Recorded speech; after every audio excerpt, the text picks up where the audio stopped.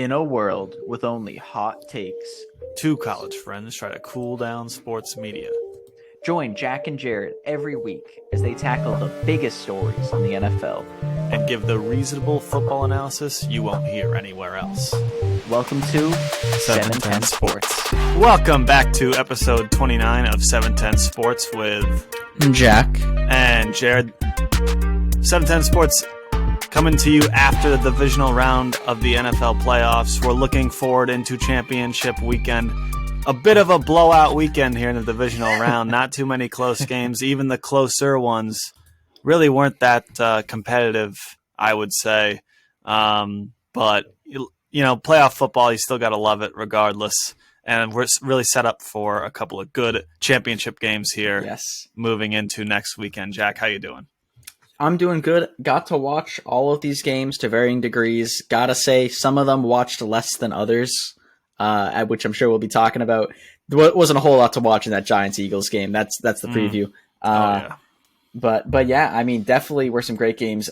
Definitely psyched for these championship games. I currently have guessed every playoff game so far correctly. We are currently still, my bracket is still correct that we had decided. You're 10-0. I'm 10-0.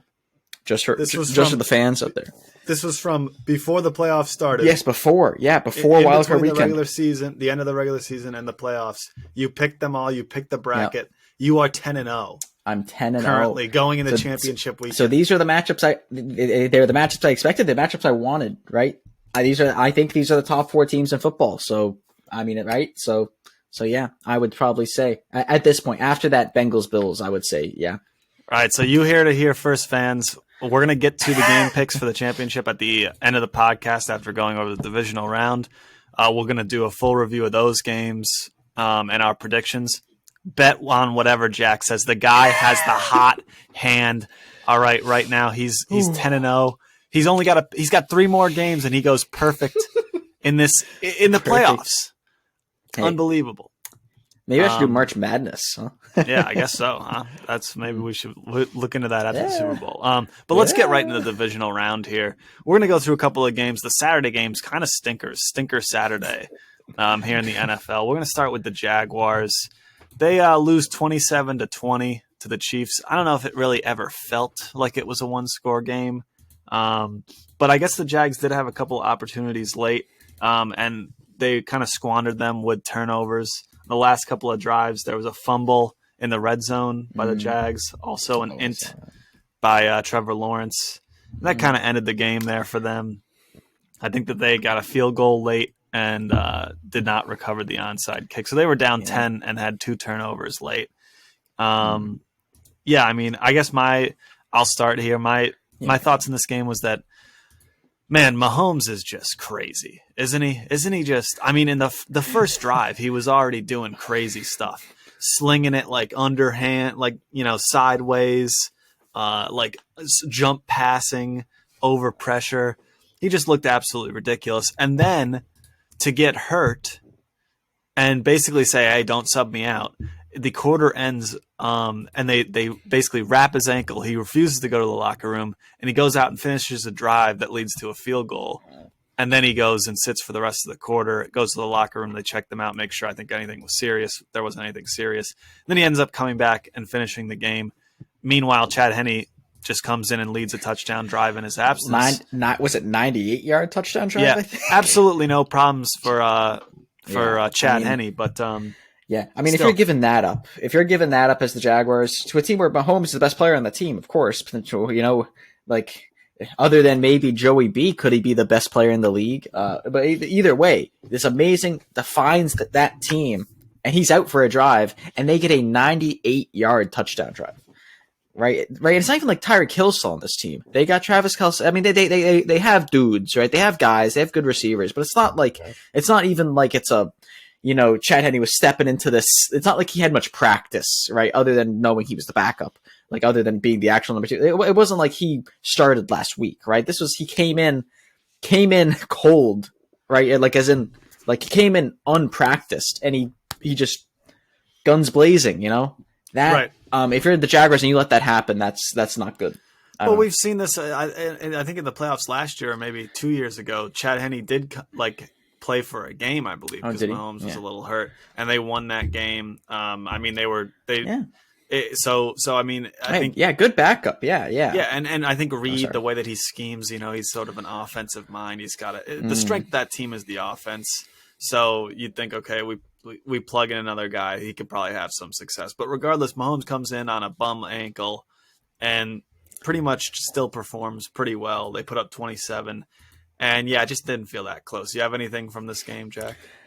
I mean, yeah, not a whole lot. I guess actually one note I specifically noted it because I noticed it like 3 or 4, like at least 3 times. I'm not gonna say 3 or 4, at least 3 times.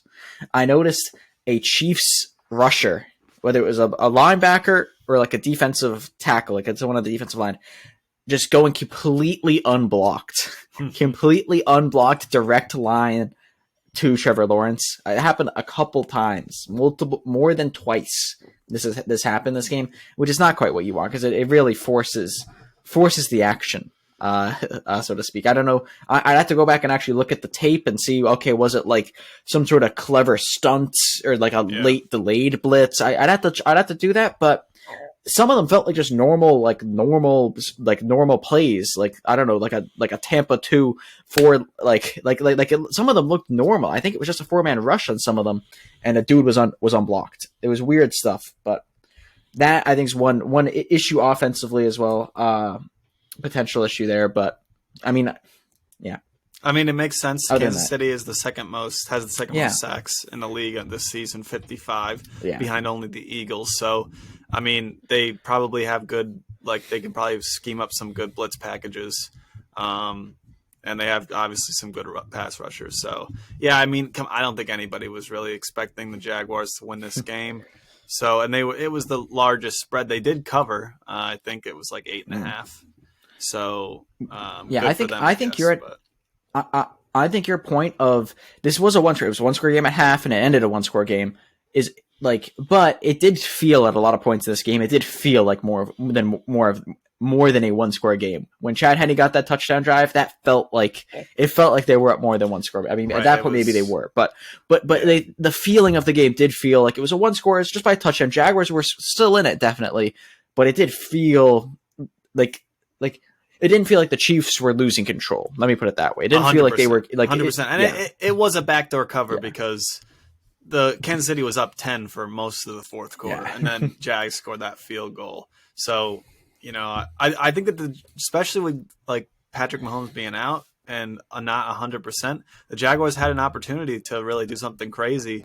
But like I said, that they didn't quite execute down the stretch. And if you're going to give up a 98-yard drive to Chad Henne, you're probably not going to win very many games. So let's go to the New York Giants just getting absolutely destroyed by the Philadelphia Eagles. This game was 28-0 at half. And that, I mean, I don't even know if that it really demonstrates how much of a blowout it was. I mean, the ending score was 38-7, but I mean, when you're down 28 at half, I mean, unless you're playing the Colts, unless you're playing Matt Ryan, you're not coming back from that. Yeah, exactly. So, what are your thoughts on this game? You have anything about this Saturday night blowout? I'll be honest, I didn't watch as much of this. Just at a point when it's like, okay, Eagles are 14-0 first quarter. Okay, sure. Oh, second quarter starting. Okay, they score again. It really kind of like went off the rails. The Eagles, I mean, I think the biggest takeaway was the Eagles run game, 268 yards rushing against that sort of ground. And of course, someone that gets into garbage time, you rush a lot in garbage. Like it wasn't like they had to go pass a lot, but against a team that you would hope the strength is that sort of like trenches play. Some of the best player on the team is probably Dexter Lawrence, right? Defensive tackle. You would kind of hope to have kept them back. So it's interesting. That wasn't even much on Jalen Hurts' running ability. It was Kenneth Gainwell, 12 carries, 112 yards. That's a 9.3 average. Miles Sanders had 17 rushes for 90 yards, 5.3 average. It's just so much on the ground that I think really, I think really it's interesting going into the next matchup that they'll have with the 49ers. but yeah, they were 71% on third down. Looking at that, wow, 5 sacks. I mean, yeah, I don't. I mean, the Eagles have been doing this all season, you know. And I mean, frankly, it's surprising. It was only with Danny Dimes only threw 1 pick, which is obviously isn't good. But I'm more just that like it wasn't like they did this over a bunch of freak turnovers like the Chargers Jags game. It wasn't like that where you look at that in the first half and it was almost 28-0. The Jaguars scored at the end. It wasn't like that where okay, well Lawrence threw 4 picks. No, Danny Dimes only threw a pick. It wasn't. I'm not saying he played amazing or anything like that. Certainly not.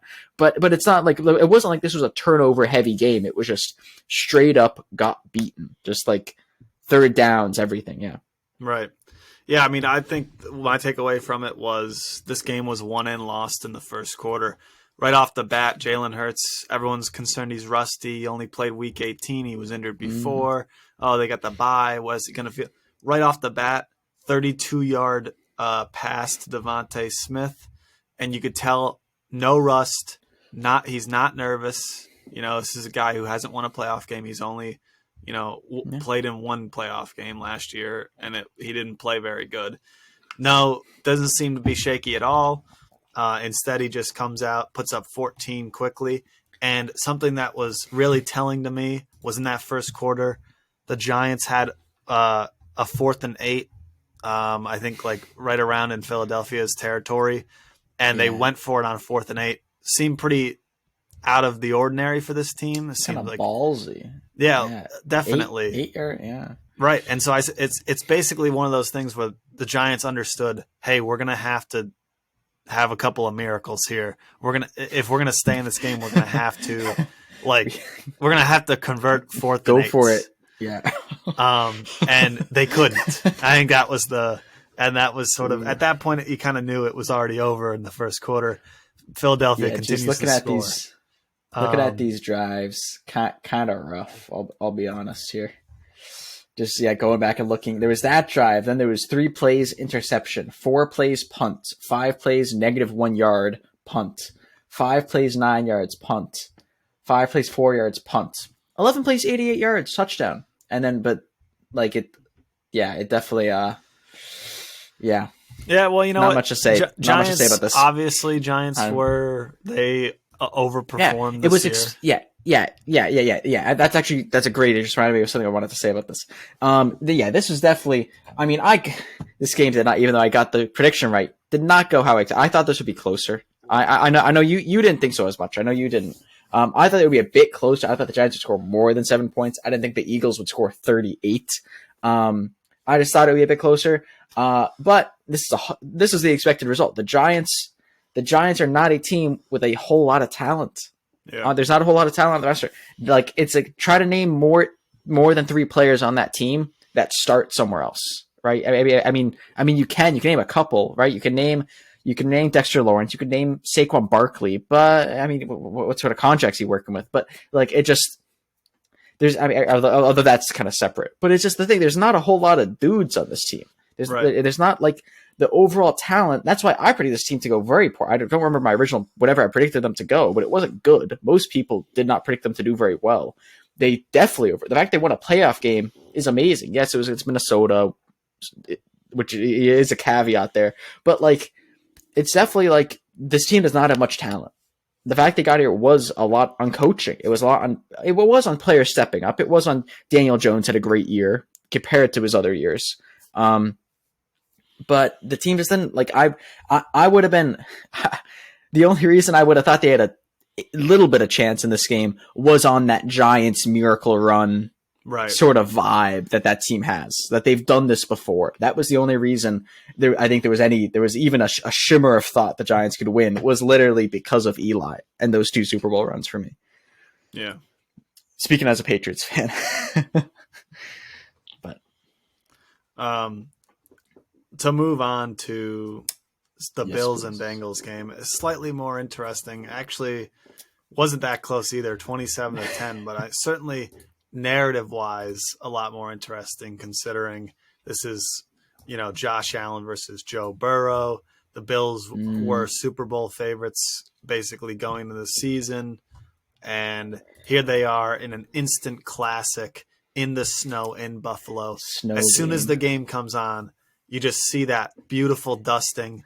It's not so snowy that they are not going to be able to play, but it's definitely covered the field. And it's just, you say to yourself, wow, this is going to be a fantastic game. And it really just wasn't. The Bengals controlled it from beginning to end.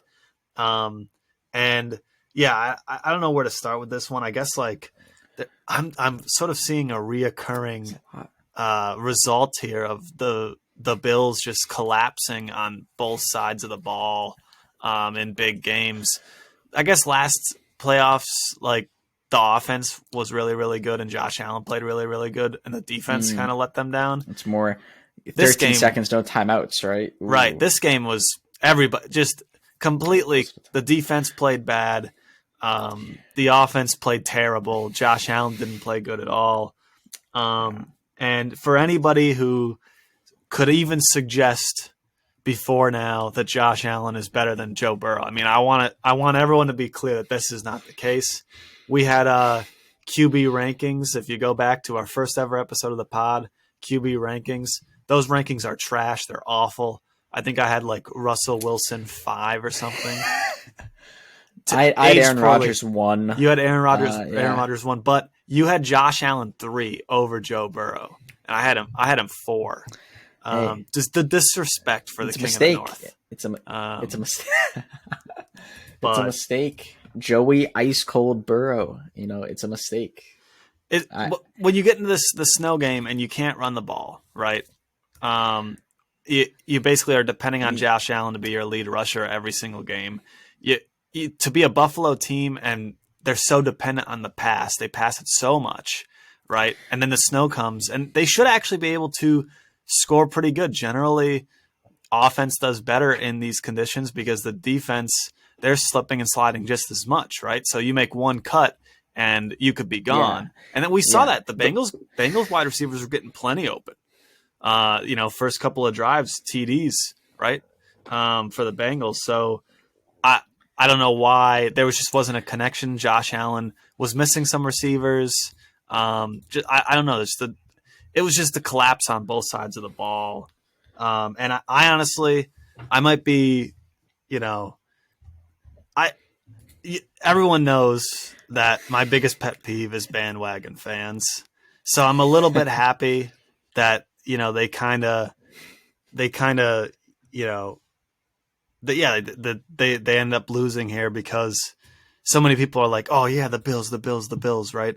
But I don't know. They just never had the same, like, the Bengals have so much more grit. Yeah. Like they play with a little bit, like a little bit more intensity, a little bit something. There's just something else about the Bengals defensively. They just really stick it to you at the Bengals. Yeah. And Josh Allen, like I've said it before, like sometimes he's just so intolerable. Like the game against Miami, like in week 3, like that, like the Bills. I'll be mentioning that game in a second. Like that, and then this game, they're down 14-0 and he like QB sneaks in from the 1 yard line to make it 14-7. And he's like getting in the face of Bengals defenders, like, yo, what you, like hyping it, like, dude, you're down 7 points and you just scored a TD. You're down 14-0. Like, come on, like check out the scoreboard for a second. You're losing this game. All right. Now you're starting shit and your offensive linemen have to come and protect you. Like, now some people say, oh, he's just a dog. You can't help but he's just going to fight. Right. No, but sometimes it's like, come on, have some awareness. Right. I don't know. No, I know what you're saying. See, I got 2 avenues. I got a couple not inflamed, but like a couple spicy things, and then I have reasonable football analysis. And I'm gonna say the spicy things first. First of all, I mean the Bengals apparently the Bengals play better in the snow. The Bills can't play a weather game. Let's think about some big weather games. This one, loss. That game in Miami, that heat killed them. So they can't play in the cold. They can't play in the heat. Can they play in the wind, perhaps? No. The Patriots beat them with Mac Jones throwing 3 times. I'd have to check the record books again. That may have been that was probably the least completed passes by a quarterback in a victory in 50 years. I'd have to check that. But they lost that. They couldn't beat a team without a quarterback. They ran the ball every time except 3, and the Patriots won. They apparently they can't play in weather. I don't know what that is. Any type of weather. It's like they need a dome there in Buffalo or something, because I don't know. That's one thing. Other thing for the Bengals grit side, there's been a lot by Bengals players, by Zach Taylor, the coach. There's a lot of angst. There's a lot of kind of frustration at the NFL. I think the fact that this game wasn't at a neutral site, perhaps the fact that they were selling tickets for a neutral site AFC Championship, which means Bills Chiefs. I think there's a lot of angst. So I wrote the joke that Chase said that he saw Roger Goodell on the grassy knoll before this game started, and he believes that he was going to try to take the shot and kill Joe Burrow. I believe. Yeah. No, but anyway, there's just, anyway, there's a lot of but that was the thing. All the players were all saying that they were all, but better refund those seats or something. Joe Burrow said. Chase was saying stuff. Zach Taylor was saying stuff. All that stuff. That's one thing. So I think that's the kind of intangibles for those two teams. But also looking at this, it's a difference of the Bengals. The Bengals defense just played great, and I think it's like they also played clean. That's the other thing with this whole game. The Bengals played cleaner. They only had 2 penalties to the Buffalo's 8. 2 to 8 penalty wise. And the Bengals. I like the Bengals D because it's like they don't have a lot of players who you think, okay, that's a superstar, right? You don't look at the Bengals D and say, okay, there's their Jalen Ramsey, their Aaron Donald, their Von Miller, right? You like that sort of level. But they just got a lot of great defensive players. Eli Apple, right? Whoever everyone was joking about after the Super Bowl, played great. Yeah. The defensive Sam Hubbard, the guy who returned the 98-yard touchdown. They just have good players on the defense. It's not like a superstar, not like a crazy, like everyone in America's heard of him, but they got just good players there. They played great. Also, biggest underperformance of the Bengals over the past Joe Burrow's entire career, actually, his whole time with the Bengals, 3 years. Their O-line played great. The Bills only got 1 sack this game. I didn't check pressure rate or advanced statistics, but they got 1 sack. The run game, which so often I'll check games and okay.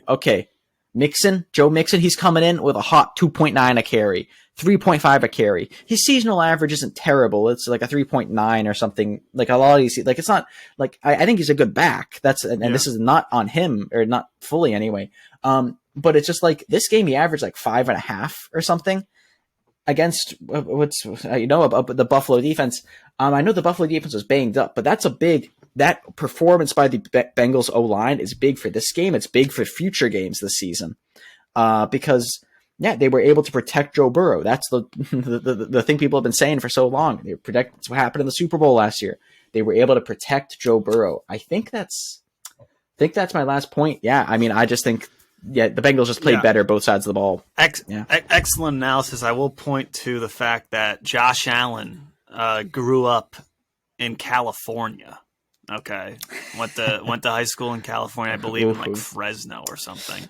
And everyone knows Joe Burrow is a born and raised Ohio boy. So obviously, yes, I think that Josh went to Iowa or North Dakota. Josh went somewhere cold, and Joe Burrow went to LSU, sure, but. I'm just saying, maybe some of this weather stuff, Josh Allen, he doesn't know anything about except sunny 85-degree weather. Maybe he doesn't know. 90, too hot, but 80, 75, Exactly. Perfect. That LA weather, that LA weather. Yeah. He's got to be playing in that. And then I don't think know.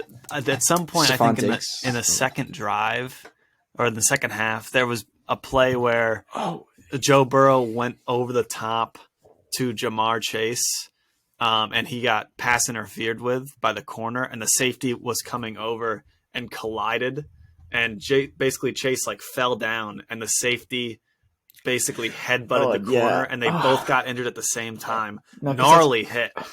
And I was like, oh, man, they just lit up Jamar Chase. No, on the replay, Jamar Chase gets held, he falls down, and then the Bills literally knock each other out. And I was like, wow, that's what this entire game is right now. That's the one thing I'll say for the Bills. Their secondary had been banged up all season. I'm not sure. Yeah. I wonder what their start what their how many DBs they had out, how many starting DBs they had out. at the start of this game, and then by that point, either way, I mean, it's a 27-10 victory, right? Right. This was a decisive, controlled victory. It wasn't like I think, oh well, if those guys hadn't ran into each other, then the Bills. Not at all what I'm saying, but they don't play offense, right? I mean, that's like, right. That's they scored 10 points. They scored the 10 offense points. scored 10 points. Yeah. Can't win when you're scoring 10 points. Generally. Yeah. Let's go to, unfortunately, the Cowboys with another divisional round exit. The 49ers, I guess they are inevitable. They basically closed this one out 19-12. Strange Weird game. Score. I'll start here with the fact that I predicted this would happen. I predicted that San Fran would win. Now, I thought it would be a shootout. I mean, I thought that San Fran would score a ton of points. Like 30, I predicted 35 or something, 38. Because that's what they've been scoring. They've been averaging 33 since Purdy became the starter. So I was anticipating them, doing the same. And in this game, actually was a complete defensive battle. And they only scored 19. Basically gave Purdy the most trouble he's had, and this team the most trouble they've had in 10 weeks or something. And it's crazy how well both defenses played. The Cowboys defense obviously holding Purdy. I mean, a ton of pressure on him. He did not look super hot. His stat line said, 19 for 29, 214 yards, 0 TDs, 0 picks. He didn't do anything special, really. I mean, they scored 1 TD and 4 field goals, right? Yeah, but he didn't make mistakes. No. Yeah, and, well, that's the difference, right, is that, this game really comes down to Dak Prescott, right? And I'm not the type of person to come on and say, hey, I'm not calling for anybody's jobs. And even if I was, it's not like the Cowboys – they're not going to fire anybody. Like they will keep Cowboys themselves. We're almost calling for his job, but I guess a little bit. But the Cowboys, we had Jason Garrett for 8 years. We do not care. Like the team, the culture, the owner, they don't care, right? So you might say, well, Dak Prescott, he throws 2 terrible picks. Absolutely not a single way to defend these interceptions in the first half, right? And just completely boneheaded, throws into double coverage, throws on throws a curl route that's like not open, and then throws it. I don't know if he was trying to throw it away, but throws it not even near the wide receiver. I don't know what that looked funny on tape. Terrible, awful, right? So there's that. Then there's like Schultz in like the 2-minute drill. He doesn't go forward going out of bounds, doesn't get his second foot down.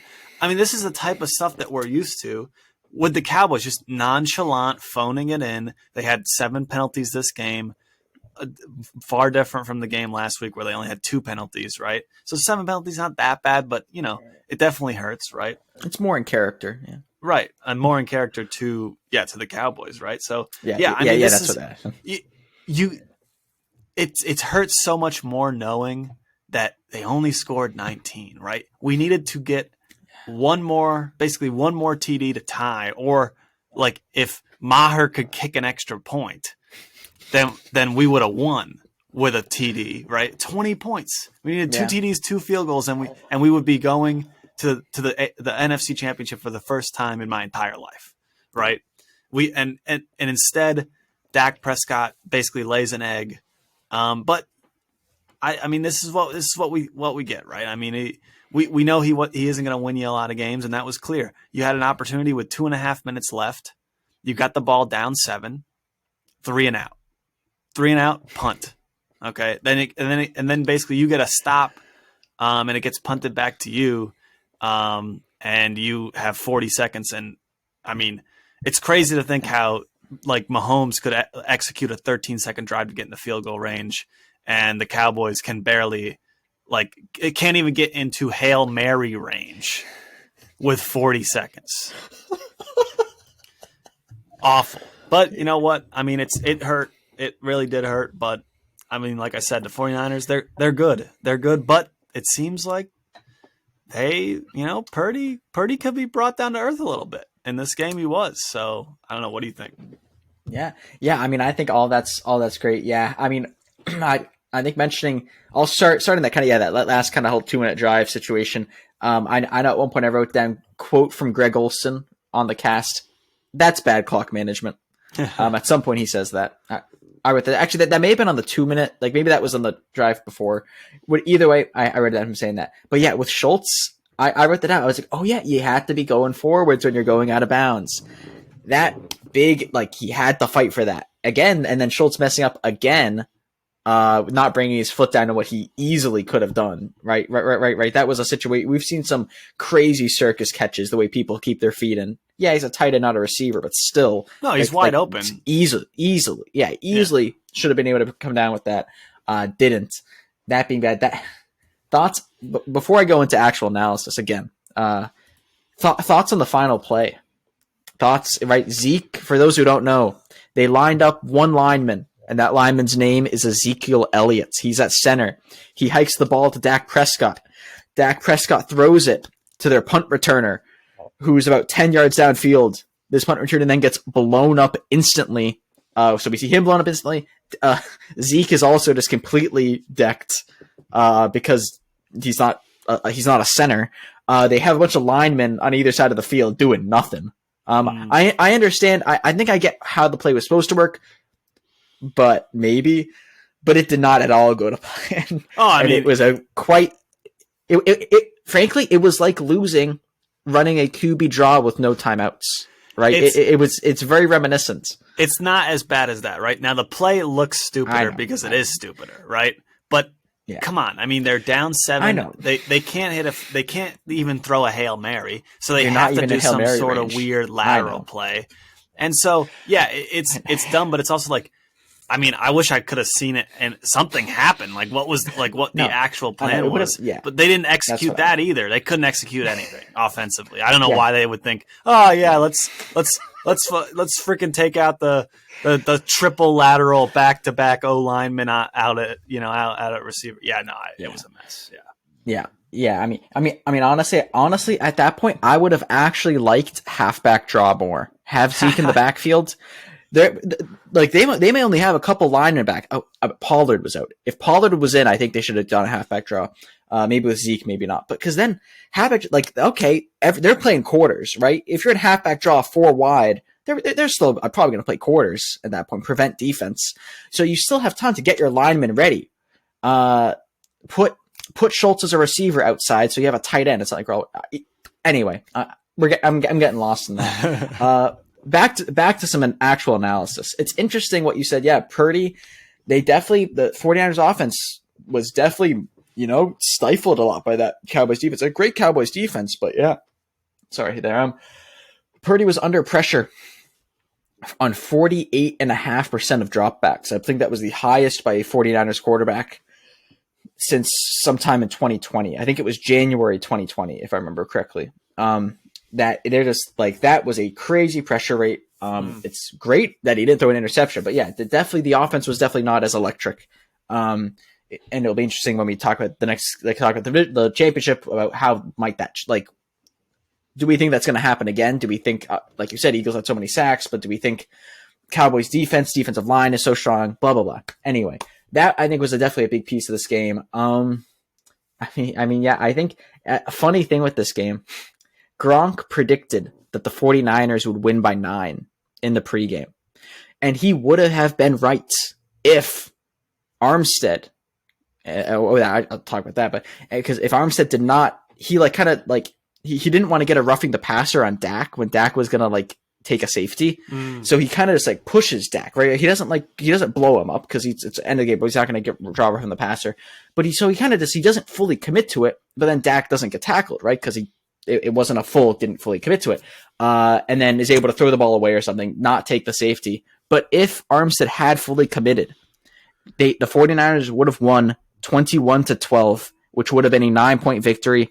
And Gronkowski would have correctly predicted the score or the spread, the winner and the spread. And 9. How much they won by 9. Number. Yeah. And by what, such a weird number, it would have let that wacky prediction work. So it was so close. But I mean, yeah, 49ers, I think they're just a more talented team, the better coach team. But all that being said, yeah, if Dak doesn't throw 2 picks, even take back one of those. Take back the one that gave him the field goal because they couldn't do anything more than that. Take that back. I mean, 49ers have 3 less points, and then you didn't just throw a pick on your own side of the field. Like, it would just some cleaner play. Frankly, if Pollard doesn't get hurt, that could be a big piece. One interesting thing with this game, last piece of analysis I have, and then I'll toss back to you, but is the 49ers run game really improved in the second half and kind of towards as the game progressed. As the game progressed, they started the game, Christian McCaffrey was like nine rushes for 16 yards or 7 rushes for 6. Not good, whatever it was. They were not getting anything on the ground. But then Christian McCaffrey, Elijah Mitchell, Deebo Samuel, like later in the game, like second half, fourth quarter, they started getting everything they wanted on the ground. They started like 5 yards, 6 yards, like runs, just play after play, which I think was really the kind of death null, whatever it is. It was it was definitely the nail in the coffin there when the 49ers would start running the ball well, because that's what we would have expected them to do. That's what I think we predicted that last week, that they'd be able to run the ball so well. They finally did towards the end of the game.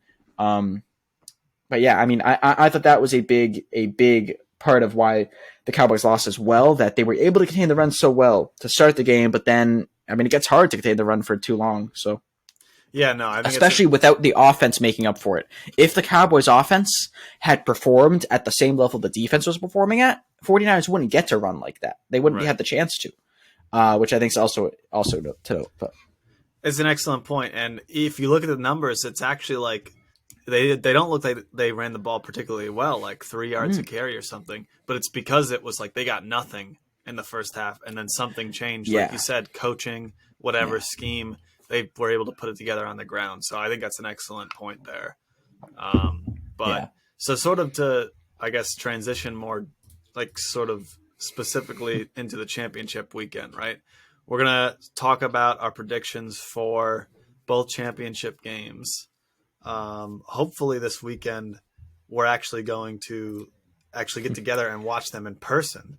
Yes. So not at the locations. We're not flying. I think tickets for the 49ers Eagles are like $800 a pop or something. Yeah, no, we're not going to the games. Not going to the games. But got to put that caveat in. Yeah. But someday we'll have a media pass, Jack, because we'll get so big that we'll be able when to we blow these. up. Yeah, right. Exactly. So, but yeah, no. So I guess we'll start with 49ers. Are at the Philadelphia Eagles. It looks like the Eagles are 2.5 point favorites. This is I see 2.5 points. Sunday at 3:00. So both games are on Sunday. This one's at 3. This is the earlier game. So yeah, I just want to, I guess before I make my prediction, I'll go through a couple of stats I looked up here. Eagles happen to be the number 1 passing defense in the league statistically. And they give up basically the exact same amount of yards per game as the San Francisco 49ers. They are number 2 in the league. San Francisco is number 1 by like literally a yard, 1 yard per game is the difference there. So these defenses are pretty similar in terms of, they're statistically over the season, right? If you look at yards per game on the offensive side, Eagles, they average more yards per game than the 49ers. They've scored more points per game than the 49ers. Some of this is because the 49ers had a slower start to the season, whereas the Eagles have been consistently really good. They've been hot all season, yeah. Right. But here's the thing. We saw this weekend what a really good defense can do to the San Francisco offense with Brock Purdy.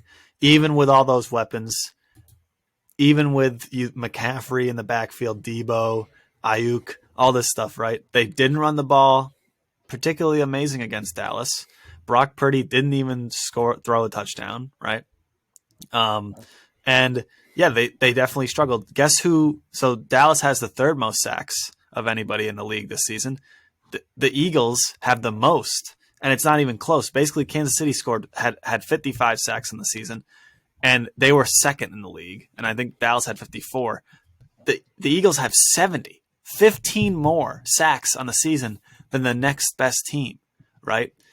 They're going to have a ton of pressure on Purdy. And I have a feeling that he's not just going to not make mistakes. I feel like he's probably, especially because Philadelphia, I think, are not going to be nearly as inept on offense as Dallas, right?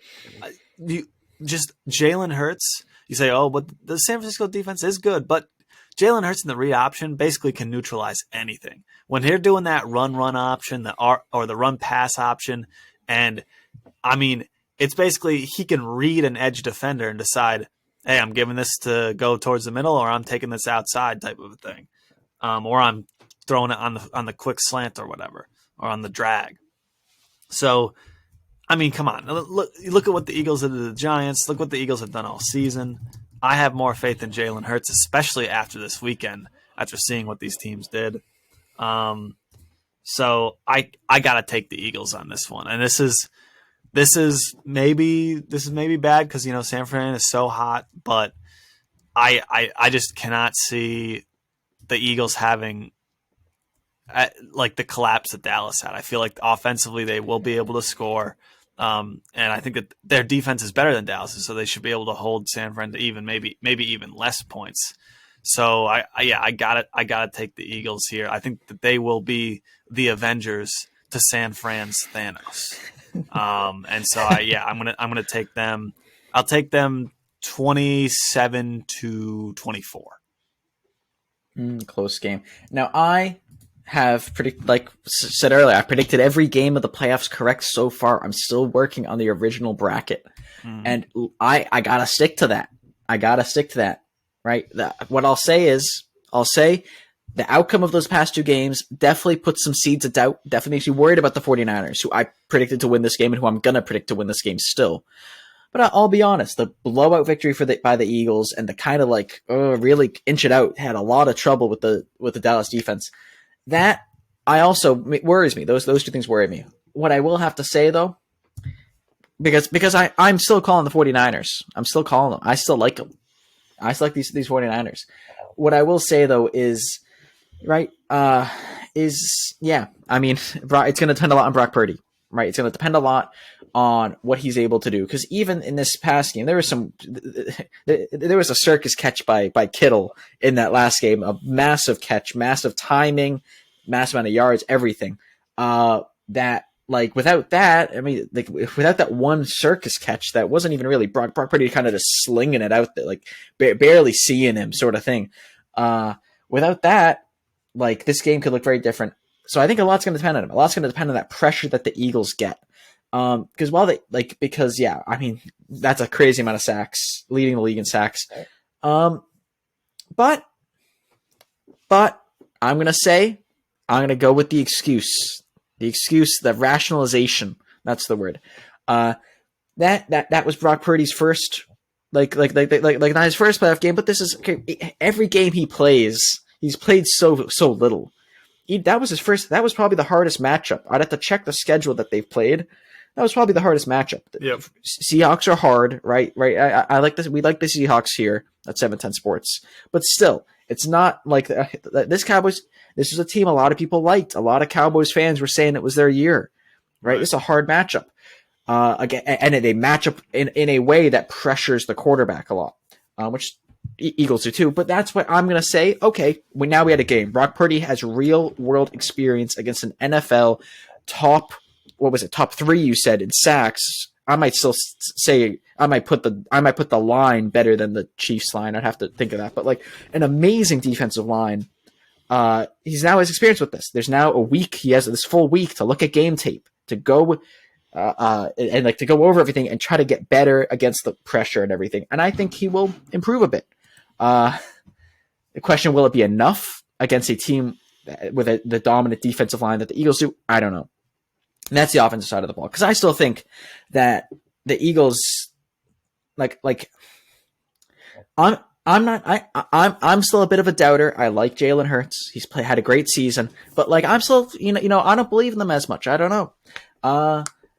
And I think that the game against the Cowboys, I don't think the 49ers will be that anemic on offense again. I think they're going to score more than 19 points.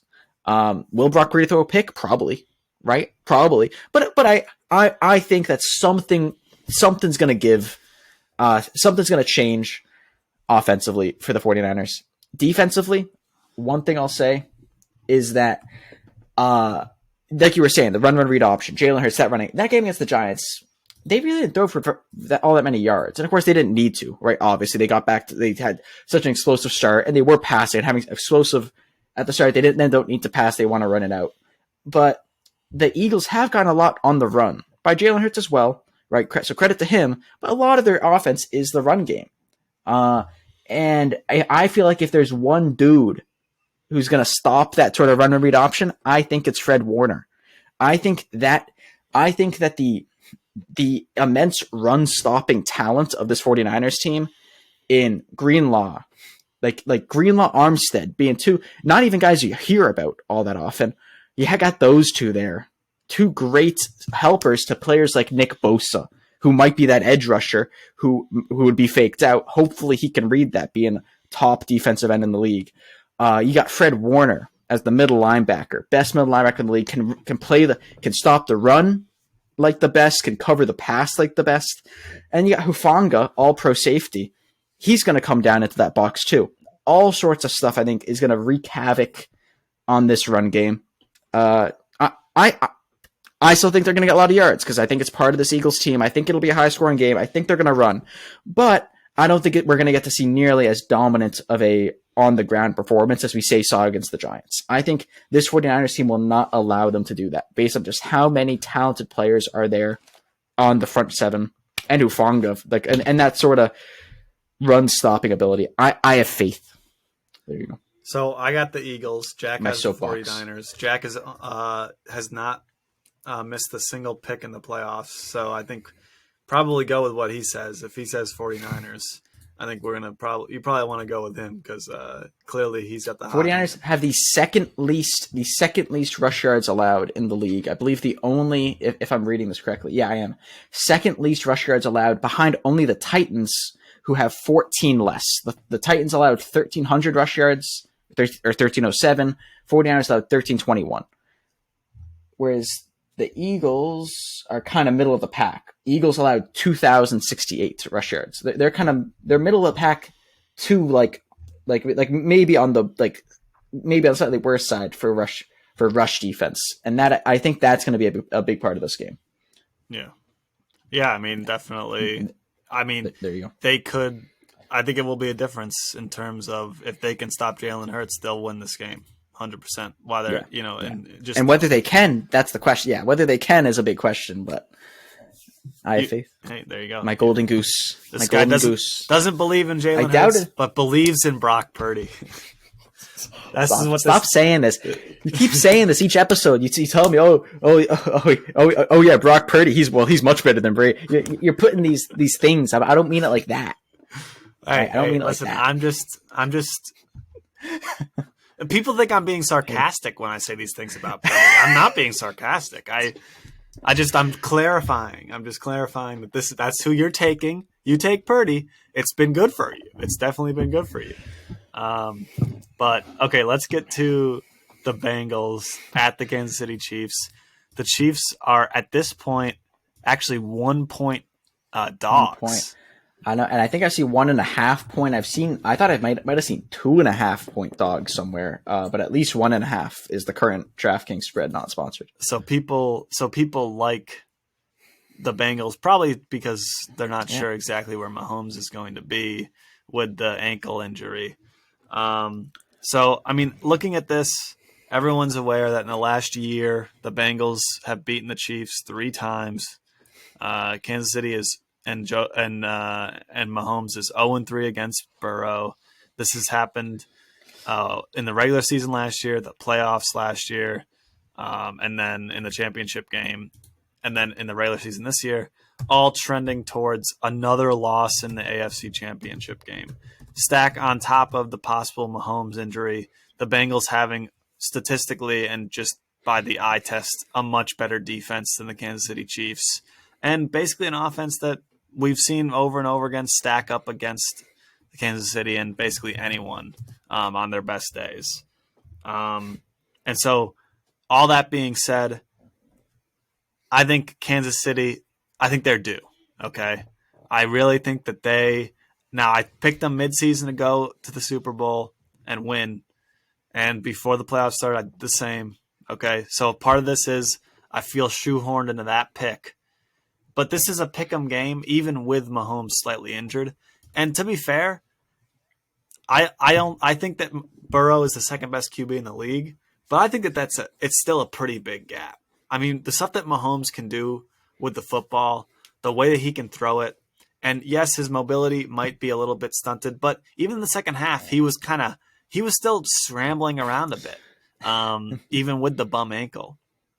I just feel like, but who knows what was in his system? How many times? Well, yes. I mean, but I'm assuming they're going to Toradol shot the hell out of him before this game, this entire week. Like this guy, he'll take anything to play. He doesn't care. They're desperately calling Aaron Rodgers. Aaron, we need some ayahuasca. Where's your guy? Yeah, whatever it takes. He's like, hey, shoot it into my ankle, whatever. He doesn't care. He's going to go out there and play, right? And so, I think that. How many times could the Bengals possibly beat the Chiefs? I just can't imagine it. Now, like I said, I outlined all the reasons why they will. Gambler's fallacy there. Bit of a gambler's fallacy. I flipped the coin 3 times in a row. It was heads every time. Surely, when I flip it this time, it'll be tails. That's what. You trying to use stats and probability, right? Hey. I mean, what is this, huh? Reasonable football analysis, talking about a series of events here. I mean, yes, but it's a little bit of a pick with my heart, obviously, because I said, I mean, there's reasons here why the Bengals should win here, but still, they're only one. It's a pick'em game with Mahomes possibly injured, so that should tell you everything. Yeah, and to your point. Each time the Bengals have won, I think every game was a 1-score game. It was, I don't know if it was by a field goal or a touchdown for the ones, but like they were close games by all accounts. By all accounts, they were close games. The AFC Championship last year went to overtime, if I remember correctly. Yeah, it did because Mahomes threw a wacky pick or something. Yeah. Yep. So I mean, so that's like that. I definitely right. I definitely see why this game's close. And like I said with the 49ers Eagles. I predicted this matchup, and I predicted that the Bengals would win, and I'm sticking by it. Yep. I think the Bengals are gonna play better on defense. I do not think the 49ers have the defensive capability to stop these receivers. I mean, just to look at this, I've of course closed it because I'm a Dumbo. But if I open up my list again, like look at these players who are gonna catch passes from Joe Burrow, who. We got Jamar Chase, T. Higgins, Tyler Boyd, tight end Hayden Hurst. Isn't that his name? They got, those are 4 serious weapons. I wish Hayden Hurst was on the Patriots, and he's probably the worst of those 3, worst of those 4. They have good players. Both of their running backs have been good. The O-line has proved that they can run block. Based on that Bills game, they've proved that they can. The kind of weakness I felt like that team's had is some of their run game, some of their O-line play has not been in it. Was not an issue last game. And yes, the Bills can be chokers, but still, I mean, I think they have been playing so great. They have such a fire. There's such a angst in that team. I don't know if any other team has right now. Maybe it's just the statements I'm seeing. Maybe it's just it's whatever media, us talking heads out there are stirring something up. But it seems like the quotes from the players all over the place on the Bengals have just been kind of agitated. I don't know. They just got that fire in them right now. They're just really they seem motivated. Whereas the Chiefs, I think if the Chiefs were full strength, I would still pick the Bengals. I would definitely call it much more of a coin flip at that point. I'd call it much more of a coin flip. But right now with Mahomes' high ankle sprain, yes, I'm sure he'll play. And yes, it's not like he's a dual threat quarterback in the sense that say Jalen Hurts or say Josh Allen, for example, can be. But it's still mobility is still a big part of his game. Doing those wacky jump passes, doing those jump shots, like he's out there on the court. right? Doing some of that's a big part of the running, scrambling. Some of that's a big part of his game. Of course, complemented by his insane arm and accuracy and so on. But like, that's still going to be a sore thing to miss against what I think is a pretty good Bengals defense, who on every level has been performing pretty well. The pass, I mean, they didn't get any sacks against Buffalo, but generally their pass rush is pretty good. I think they got some good corners out there, right? I mean, Travis Kelce's always a matchup nightmare. Yeah, like that's like we could have an episode about Travis Kelce, and we probably will at some point. But either way, like, yes, there's that, but I'm not. I think Eli Apple can cover Juju Smith-Schuster. I'll be honest here. I think there's not a matchup concern for me the way that there is on the other side. Especially, I think L'Jarius Sneed is out for the Chiefs. Actually, I don't know if he'll be out for the game. He got hurt, but I forget exactly what the injury was. He'll be back. But that's one of their cornerbacks, one of their veteran cornerbacks for the Chiefs. I'm worried about them containing players like Jamar Chase, right? Right. I think it's going to be too hard. So you're taking the Bengals. What do you got a score Taking in the mind? Bengals. Ooh, yeah, that's a good thing. I didn't pick one for the other games either, but I'm thinking like a 27-20. I think it's more than a field goal. Wow. I think it's more than a field goal this time. With Mahomes hurt. Especially Mahomes is shook against the Bengals. It seems like at least the AFC Championship game last year was 100% like if anything they should have won that game. He was just throwing picks. I think there's some sort of mental thing. That plus the injury makes me think that there's going to be and no Tyreek Hill. But that's for me is a big worry there. Yeah, so the last two games, the one in the regular season this year and the playoffs, I think the score is the same, 27-24. So I'm gonna go with 30-27, the Chiefs. I think that.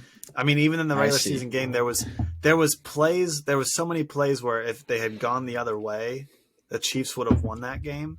So I just feel like I said, that they're just doing. It's probably a fallacy, like you said, but I'm taking the Chiefs, and that would mean that this week I went against your picks completely, and you have not missed yet. So this is a really bad look for me. But we'll see what happens. You do have the hot hand. What can I say? What's new? So, I mean, obviously you guys know we'll be back next week to talk about the championship games. We want to thank you guys for listening. We had a couple of clips do really well on YouTube last week. So super happy and excited to have some new subscribers. If you're, watching on YouTube or listening along, following, on Spotify or Apple Podcasts or whatever, definitely give us a follow. We love when you guys comment on the videos and stuff. Just wanted to thank everyone for giving us like those views and dropping a like and stuff like that. That's really good for the channel. We'll be back next week to talk about the championship games, and then we'll actually have a couple of weeks here to get into the Super Bowl. So that will be very exciting. That'll be nice. We could maybe do a sort of awards predict. What do we think are going to be the official, MVP? So there'll be that bye week. There'll be that bye week where we'll have some time to fill some draft early looks, perhaps. Dare I say early looks? You guys know. I mean, Jack's just been trying to get through the season so he can get to the draft. Patriots have hired Bill O'Brien. What do we think? What do we think of this? Stuff like that. Patricia gone? Question mark. Yeah, that's a whole Patriots off. Yeah, that's its own thing. That's just that's its own thing. We'll get there. But all right. Well, thanks for listening to episode 29 of 710 Sports with Jack and Jared. We'll see you next week. We'll see you next time.